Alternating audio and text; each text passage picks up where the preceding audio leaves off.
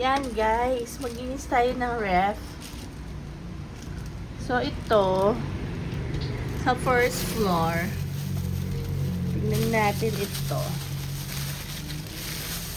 Tibok-tibok, hindi ko pa na-try. Kaya naman sila nalay. Hanggang mamaya na lang, kailangan i-try ang tibok-tibok. Tapos si Doy Dep. Ba't tignan ka? Hanggang mamaya si Da. O, ka na may Doy Dep, oh. Hanggang niya yan ini. Tapos, water, sola, yung grapes. Nag-a-alarm na.